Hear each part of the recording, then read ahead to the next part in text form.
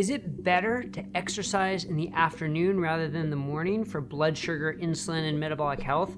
And is this true for all individuals or those with type 2 diabetes? A new article in the New York Times really got my attention, stating exactly this, that people with type 2 diabetes improve their metabolic health better when they exercise in the afternoon rather than the morning. Well, I had to dig into this to find out more. Turns out there's more to the story. I'm Dr. Brett Scher, the medical director at DietDoctor.com. This is really interesting for me because I'm always interested in exercise, combining it with nutrition, combining it with optimal health and metabolic health, and trying to find where sort of that sweet spot is. Because everybody wants to get the maximum result for sort of, the minimal effort maybe. I shouldn't say everybody, but a lot of people do, right? It makes sense. You want to maximize your efficiency. So this article really got my attention. Is there really something to this?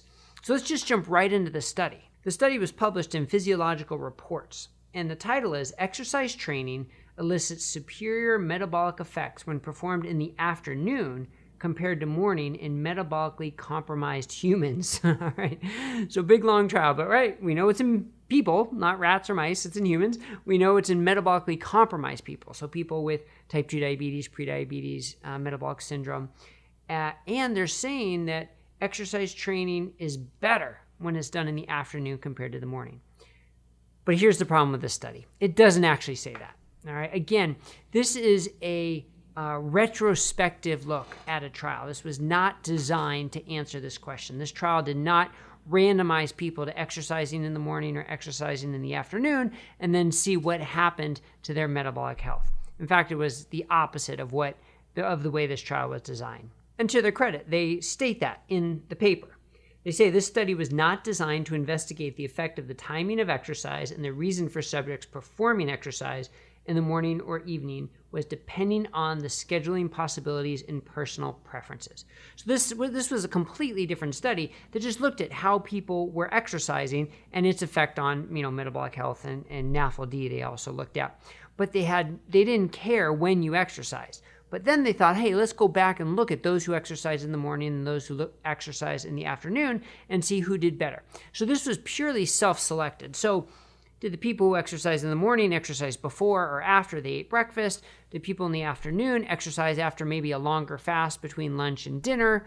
Did people who exercise in the afternoon not eat as much after they exercised, whereas people who exercise in the morning ate more because they had more during? There's so many different variables, right? Do they eat completely differently? Do they take better care of themselves in different ways, right? It was just a retrospective look at what people chose to do. So right away, a clear bias about how they chose to exercise in the morning or afternoon. And they limited it only to people who only 100% exercise in the morning or only 100% exercise in the afternoon, not who did like a combination of some, but more in the morning or more in the afternoon. All right, so knowing that weakness, they did conclude that afternoon exercise training improves peripheral insulin sensitivity and glucose homeostasis more profoundly than morning exercise training. So I don't like the way that's stated.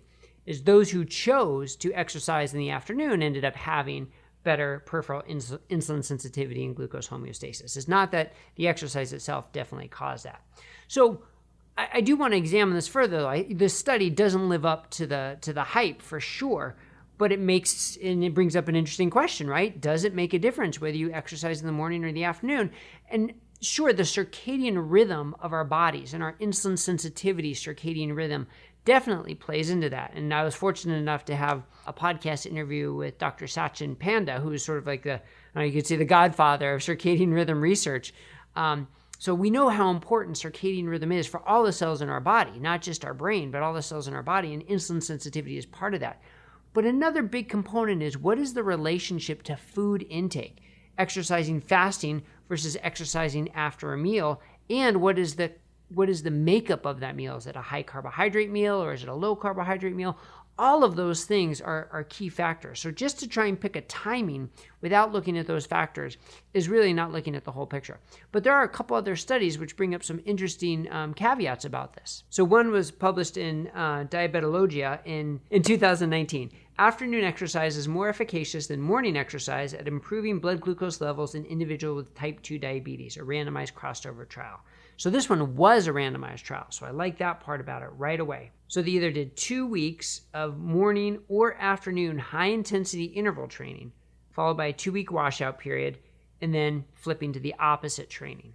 And what they found was, looking at blood sugar elevations, that the morning exercise elevated the blood sugar more, and it tended to stay a little more elevated throughout the day compared to those who did the high intensity interval training in the afternoon. Now, I find this interesting because we know high intensity interval training can and probably should raise your blood sugar level, right? You're mobilizing your blood sugar that you need for energy. And we frequently see, especially people who are low carb, we frequently see their biggest spike of the day for their blood sugar can be during their high intensity interval trainings.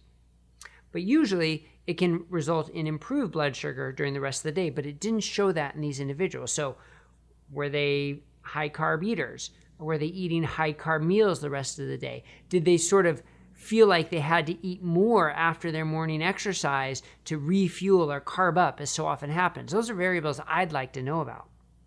Because clinical experience definitely shows in people who are eating a low carb, and it doesn't have to be a ketogenic diet, just relatively low carb diet, that the blood sugar can go up and then improve the rest of the day. That's kind of the study I'd really love to see. Because we have other studies, like the one published in Journal of Clinical Endocrinology and Metabolism, also in 2019, titled Lipid Metabolism Links Nutrient Exercise Timing to Insulin Sensitivity in Men Classified as Overweight or Obese. So this one was a randomized crossover trial for 6 weeks. So the other one was only 2 weeks. This one was for 6 weeks. And they looked at exercise either before or after breakfast, which was a high carbohydrate breakfast.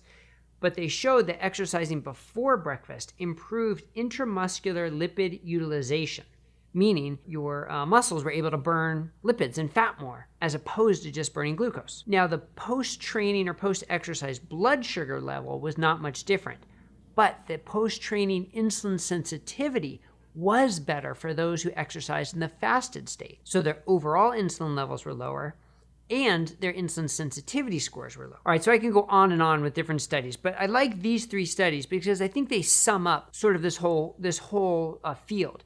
And one is, we can't evaluate timing just by time alone, because food intake also plays into that, whether it's before or after food intake, and type of food intake, high carb versus low carb. So before reacting to this New York Times article or this new study and saying, oh, if you have metabolic dysfunction, you have to exercise in the afternoon, that's not the case. I'd rather see somebody exercise in a fasted state and eat low carb throughout the day without feeling like they have to fuel up or make up for those calories that they burned. That way you can burn more fat, you can deplete your glycogen stores more, and that's going to likely improve insulin sensitivity throughout the day. Now, the other thing is exercise when your schedule allows, right? One of the hardest things I've found to do is tell people when they should exercise, because it has to fit in with your day.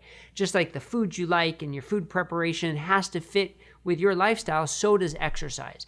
So if trying to exercise at a specific point of day is going to decrease the amount you exercise, then it's not doing you any good, right? So pick the time that you exercise that's going to work best for you. If you have flexibility and you can do it before you eat, that's great. If you can't, that's okay too. But just remember, you don't have to make up or refuel after your exercise to make up for those calories burned, because then you might be undoing some of the beneficial metabolic effects. Now, remember also, exercise is not the best thing for weight loss, right? That's pretty clear now by science, that nutrition is number one and exercise is much further down. But you get so many other benefits from exercise, whether it's from body composition, whether it's from metabolic health benefits.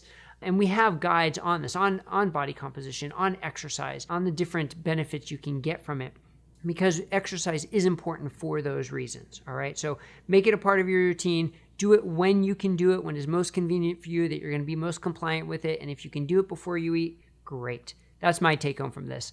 Hope this was helpful. If it was, please click a thumbs up and a subscribe down below. Leave us a comment. We'd love to hear from you. And you'll see us again here on Diet Doctor News on YouTube. Thanks a lot, everybody.